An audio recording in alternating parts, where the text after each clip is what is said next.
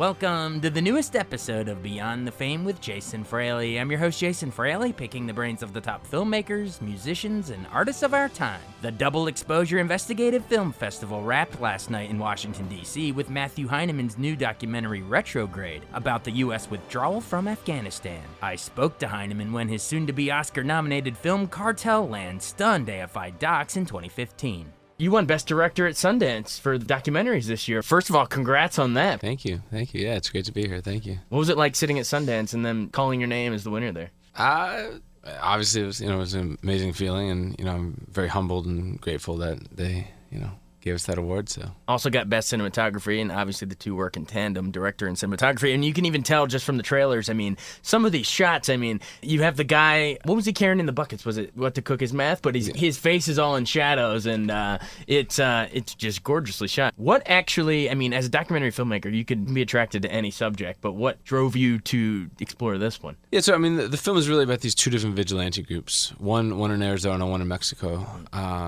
Both, citizen groups who've sort of taken the law into their own hands, quote unquote, to fight against the same common enemy, the Mexican drug cartels. And at its heart, are these two men, these two leaders who are leading these groups. They're both 55 years old. They both believe that the government has failed them, and they both, are taking up arms to sort of fight for what they believe in. But the circumstances are quite different. In Mexico, the violence is visceral, it's real. 80,000 plus people killed since 2007, 20,000 plus people disappeared. Whereas in Arizona, the violence is slightly more theoretical. It's a fear that this drug war will seep its way across, spill over. Yeah. How'd you go about finding those two figures? I'd read about them in various news sources, and spent on the Arizona side, spent several months trying to get access. Yeah. Mexico, I'd actually started filming there first. Spent about 4 or 5 months filming in Arizona, and I thought that's what the film was about. And then my father actually sent me an article about the autodefensas in Michoacan, Mexico, and the film took a drastic shift. And 2 weeks later, I was in Mexico filming, and it became this sort of parallel story. Now, I mean, some of those scenes, there's bullets flying, there's gunfire around you, and the camera's just there, almost ducking for cover, getting all shaky cam, cinema verite in the back seat. Were you guys ever in fear for your lives while you're shooting this? I mean, probably every day. Yeah, it was. I'm not a war reporter. I've never been in situations like this before. So it was, a very frightening film to make. A lot of those scenes, I was actually, shooting by myself, and it was. It was scary. It was frightening. I never thought I'd be in shootouts between vigilantes and cartel. I never thought I'd be in meth labs in the dark desert. And I never thought I'd be in, torture chambers as they're interrogating cartel members. But that's where this film led me. And I think despite all that violence, I think one of the scariest moments for me was actually a moment in which I was talking to a young woman whose husband was chopped up to pieces in front of her after they both were kidnapped by the cartel.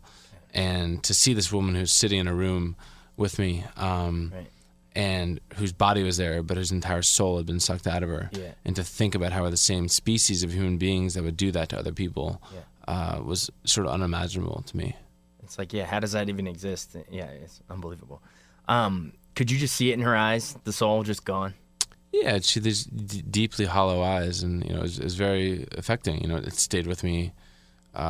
Till still has stayed with me. So now I know the movie's it's at AFI Docs now, so get out and see it if you can. And if you can't, it's going to be opening in this area. I think in July, right? It's opening in New York July 3rd, and then DC and across the country July 10th, and then expanding through July across the country. That's awesome. Explain just the importance. If our listeners listen to this, everyone watched Breaking Bad, but it's one thing to see it in a fictional setting like that. But why is it important for them to get out and actually see your on the ground footage of documenting what's actually happening? I think several reasons. I mean, first of all, I didn't want. There's been policy films, there's been articles, there's been books about the drug war, and I really wanted to sort of put my cameras, put my team in the middle of the action, and so this is really a first-hand account of the effects of what cartels are doing to everyday citizens, and the response of everyday citizens rising up to fight back against it.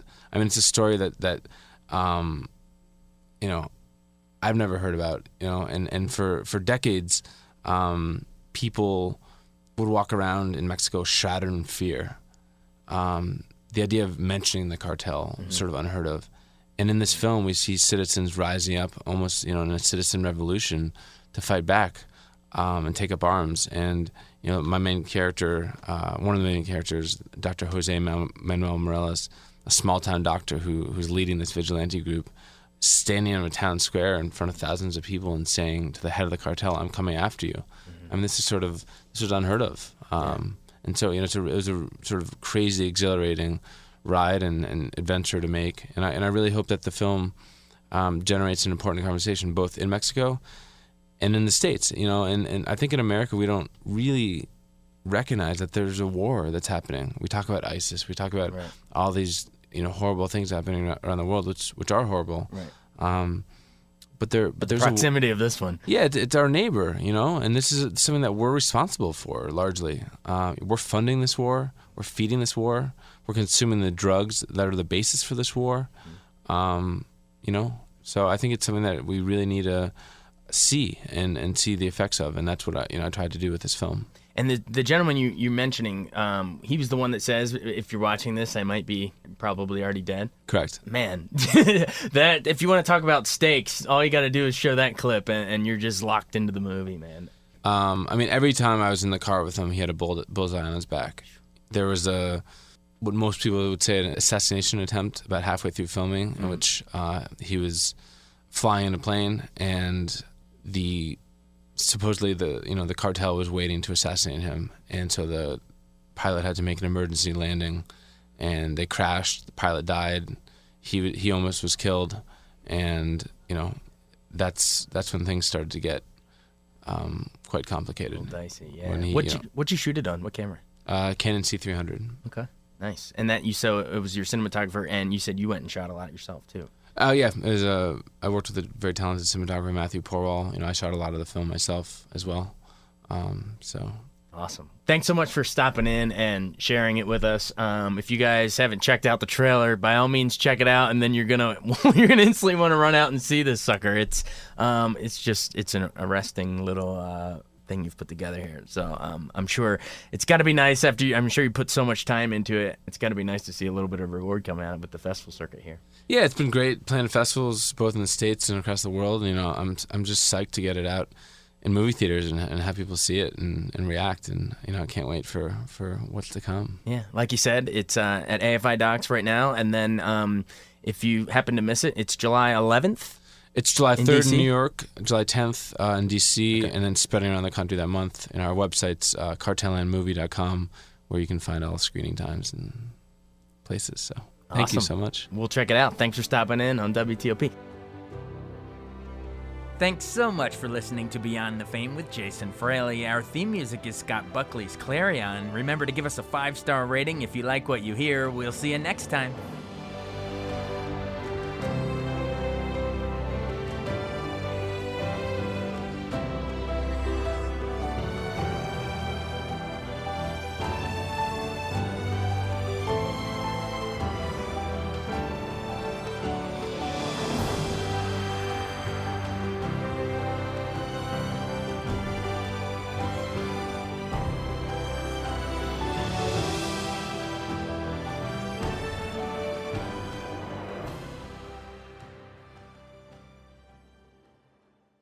I wanted to take a second to tell you about an app I really enjoy. Living in the DC area is great, and Podcast DC gathers all of the local shows that I like all in one local app. Health, sports, local news, politics, and so much more. Podcast DC is the new local app with hundreds of DC area podcasts to choose from. I can earn exciting rewards just for listening and share the podcasts I love instantly. Available in the App Store or in Google Play, listen local with Podcast DC.